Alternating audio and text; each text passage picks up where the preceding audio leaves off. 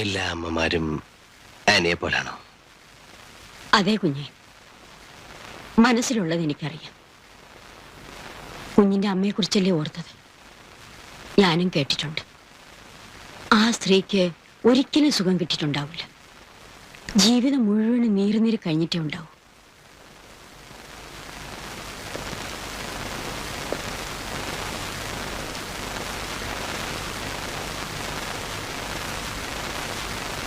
Annie മോനെ സ്നേഹിക്കുന്നവല്ലേ? മാഗിക്ക് എന്നെ സ്നേഹിക്കാം.